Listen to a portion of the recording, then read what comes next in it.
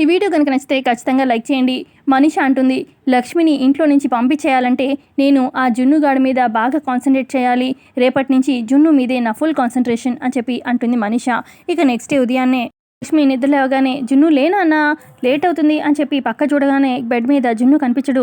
జున్ను నాకన్నా ఉదయాన్నే లేచాడా అని చెప్పి ఇక ఇల్లంతా జున్ను అని వెతుకుతూ ఉంటుంది. జున్ను ఎక్కడ కనిపించడు. అప్పుడే అటువైపుగా జాను వస్తుంది. జాను, జున్నుని చూసావా అనగానే, లేదక్క నైట్ నీ రూమ్లోనేగా పడుకున్నాడు అనగానే, అవును అయితే రూమ్లో కనిపించట్లేదు అనగానే, నువ్వేం టెన్షన్ పడకక్క, బయట లాన్లో ఉన్నాడేమో చూద్దాము అని చెప్పి జాను లక్ష్మి బయటకు వస్తారు. ఇక బయట ఏమో న్యూస్ పేపర్ చదువుతూ అరవింద, జయదేవ్, వివేక్ ఉంటారు.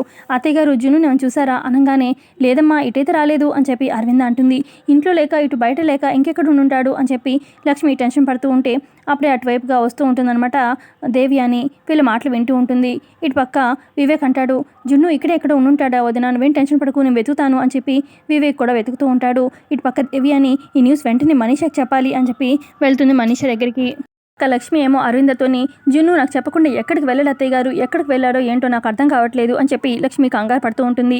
ఇటు పక్క దేవి అని మనీష దగ్గరికి వెళ్తుంది. మనీష ఏమో నిద్రపోతూ ఉంటే, ఏంటంటే పొద్దునే లేపుతున్నారు, కాసేపు పడుకొనివ్వండి అని చెప్పి మనీష అంటూ ఉంటే, నీకు ఒక గుడ్ న్యూస్ మనీష అనగానే అప్పుడు మనీష, అంటే ఏంటి ఆ లక్ష్మి వెళ్ళిపోయిందా ఆంటీ అని చెప్పి దేవి అని అడుగుతుంది. అప్పుడు దేవి అని, ఆ లక్ష్మి కాదు కానీ ఆ జున్ను వెళ్ళిపోయాడు ముందు అనగానే, ఏంటి నిజమా ఆంటీ, మనమే ఆ జున్ను గాని ఇంట్లో నుంచి పంపించేద్దాం అనుకున్నాము, వాడే వెళ్ళిపోయి మనకి శ్రమ తగ్గించాడా ఆంటీ అని చెప్పి మనీష అంటుంది. అప్పుడు దేవి అని, అయితే మనీష మళ్ళీ నీ టైం స్టార్ట్ అయినట్టుంది అనగానే అప్పుడు మనీష, అవునాంటీ మళ్ళీ నా టైం స్టార్ట్ అయింది, వెళ్ళి ఆ లక్ష్మికి వీడ్కోలు చెప్దాము పదండి అని చెప్పి లక్ష్మి దగ్గరికి వస్తూ ఉంటారు. ఇటు పక్క వివేక్ బయట అంతా వెతికి, వదిన బయట కూడా లేడు అని చెప్పి వివేక్ చెప్పంగానే ఇక లక్ష్మి కంగారు పడుతూ ఉంటుంది.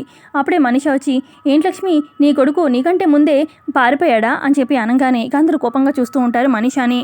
ఇటు దేవి అని అంటుంది, నిన్న అంత పెద్ద పెద్ద డైలాగులు వేశాడు జున్ను, ఇది నా ఇల్లు మా నాన్న ఇల్లు అని చెప్పి మొత్తానికి పారిపోయాడుగా అని చెప్పి దేవి అని అంటూ ఉంటే ఇటు మనీష, మొత్తానికి నీ కొడుకు నీకంటే తెలివైన వాడు లక్ష్మి, అందుకే ముందుగా రియలైజ్ అయ్యి ఎటు ఇంట్లో నుంచి వెళ్ళిపోవాలిగా అని చెప్పి వెళ్ళిపోయినట్టున్నాడు అని చెప్పి అంటుంది మనీష. ఆ తర్వాత దేవి అని అంటుంది, చిన్న పిల్లాడు వెళ్ళిపోయాడు, ఇక నువ్వెందుకు ఇక్కడ, బ్యాగ్ తీసుకొని బయలుదేరమ్మా అని చెప్పి అంటూ ఉంటే అప్పుడు అరవింద, చిన్న పిల్లాడు కనిపించట్లేదని మేం కంగారు పడుతూ ఉంటే నీ సెటైర్లేంటి, ఎప్పుడు ఏం మాట్లాడాలో అర్థం కాదా అని చెప్పి అరవింద అరుస్తూ ఉంటుందన్నమాట దేవి అని వైపు. ఇటువైపు జయదేవ్, వీళ్ళకి అంతకన్నా బుర్ర ఎక్కడుంది, ఇంతేగా ఎప్పుడు అని చెప్పి అంటూ ఉంటారు జయదేవ్ కూడా. వివేక్ అంటాడు, వదిన తలో దిక్కు వెతుకుతాము, ఖచ్చితంగా జున్ను కనిపిస్తాడు అనగానే ఇక అరవింద, ఒకవేళ అర్జున్ వాళ్ళ ఇంటికి వెళ్ళాడేమో, ఒకసారేమో అర్జున్ కాల్ చేయి అని చెప్పి లక్ష్మికి చెప్తుంది. అలాగే అత్తయ్య గారు అని చేయబోతూ ఉన్న టైంకి అప్పుడే అక్కడికి లక్కీ వస్తుంది. ఏం అవసరం లేదమ్మా, జున్ను ఇక్కడే ఉన్నాడు, హ్యాపీగా నిద్రపోతున్నాడు అనగానే, నువ్వు చూసావా అని చెప్పి లక్ష్మి అంటుంది. లక్కీ, అవునమ్మా నేను చూశాను నిద్రపోతున్నాడు అనగానే అప్పుడు లక్కీ, నా రూమ్లో నిద్రపోవడం లేదే అని చెప్పి అంటుందన్నమాట లక్ష్మి. నీ రూమ్లో కాదమ్మా వేరే రూమ్లో నిద్రపోతున్నాడు అనగానే, సరే పద చూపించు అని చెప్పి అరవింద అన్నతోని, చూపిస్తాను రండి అని చెప్పి లక్కీ తీసుకెళ్తుంది చూపించడానికి. దేవి అని అంటుంది మనీషతోని, ఇదేంటి మనీష వాడు వెళ్ళిపోయాడు అనుకుంటే ఎక్కడో ఏదో రూమ్లో పడుకున్నాడు అని ఉంటుంది, ఎక్కడ పడుకుని ఉంటాడు అని చెప్పి దేవి అని అంటూ ఉంటే అప్పుడు మనీష, ఇంకేముందంటే స్టోర్ రూమ్లో పడుకుని ఉంటాడు, చూద్దాం పదండి అని చెప్పి వీళ్ళు కూడా వెళ్తారు. అయితే లక్కీ డోర్ ఓపెన్ చేసి మిత్ర రూమ్లో చూపిస్తుంది అనమాట. అయితే జున్ను ఏమో అటు మిత్ర గుండెల మీద పడుకుంటూ ఉంటాడు చక్కగా. ఇటు లక్ష్మి అంటుంది, చూసారా అత్తయ్య గారు, మావయ్య గారు, మీ మనవడు మీ అబ్బాయి గుండెల మీద పడుకున్నాడు అని చెప్పి అనగానే ఇక మనీష కోపంగా మిత్ర దగ్గరికి వెళ్ళి, మిత్ర ఏం చేస్తున్నావు అనగానే, నిద్రపోతున్నా మనీష అనగానే అప్పుడు మనీష అంటుంది, నువ్వు నిద్రపోతున్నావా లేదంటే జున్ను గారిని నిద్రపోచ్చిస్తున్నావా అనగానే, జున్ను అని చెప్పి చూడంగానే పక్కనే జున్ను ఉంటాడనమాట. మిత్ర పక్కకి ఇటు అరవింద, లక్ష్మి అందరూ వచ్చి అక్కడే నించుంటారు మనీషతో పాటు. ఇటు మిత్ర ఏమో జున్ను లే అనగానే ఇక జున్ను లేచి కూర్చుంటాడు. గుడ్ మార్నింగ్ నాన్న, గుడ్ మార్నింగ్ అమ్మ, గుడ్ మార్నింగ్ అందరికీ, గుడ్ మార్నింగ్ మనీష అనగానే, వెరీ గుడ్ మార్నింగ్ లక్కీ అని చెప్పి అంటూ ఉంటాడు జున్ను.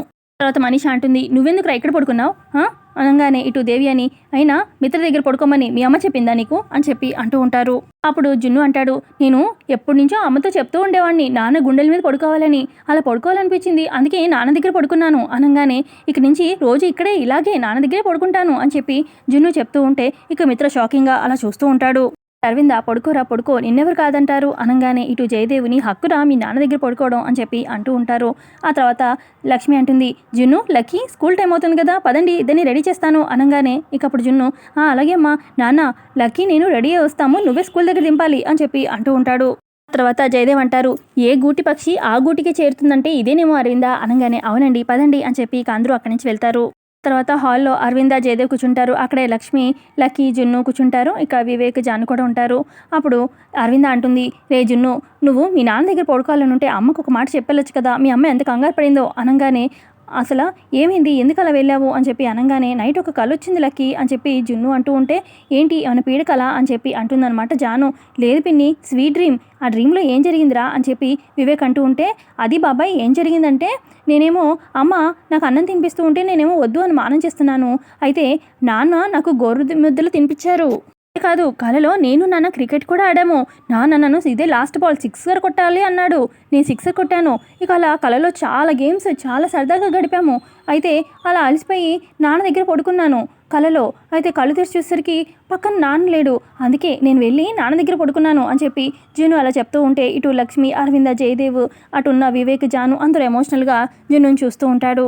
తర్వాత లక్కీ అంటుంది, నీ కళ చాలా బాగుంది, మంచి కళ వచ్చింది, కానీ ఆ కళలో నేను కూడా ఉండుంటే బాగుండేది అని లక్కీ అంటూ ఉంటే, అప్పుడు జున్ను, సారీ లక్కీ, ఈసారి ఖచ్చితంగా ఆ కళలో నువ్వు కూడా ఉండేలా చూసుకుంటాను అనగానే, అలాగే జున్ను అని చెప్పి అంటుంది లక్కీ. ఆ తర్వాత లక్ష్మి అంటుంది, సరే ఇద్దరు స్కూల్ టైం అవుతుందిగా రెడీ అవ్వండి, ఫ్రెష్ అవ్వండి అనగానే, అలాగే అమ్మ అని చెప్పి ఇద్దరు అక్కడి నుంచి వెళ్తారు. తర్వాత అరవింద, జయదేవ్ అంటారు, జున్ను కోరికలు సహజమైనవి, ఏ కొడుకైనా కూడా తండ్రితో అలా ఉండాలి, సరదాగా గడపాలని కోరుకుంటారు అని చెప్పి అనగానే, తండ్రి కొడుకుని వేడదీసింది నేనే అని చెప్పి లక్ష్మి అంటూ ఉంటే, అప్పుడు అరవింద, లేదు లక్ష్మి, ఇందులో నీ తప్పేం లేదు, నిన్ను మిత్రుని విడతీసింది నేనే, ఇటు కొడుకుని తండ్రిని విడతీసింది కూడా నేనే, ఎంత పాపం మూట కట్టుకున్నానో నేను అని చెప్పి అరవింద బాధపడుతూ ఉంటుంది.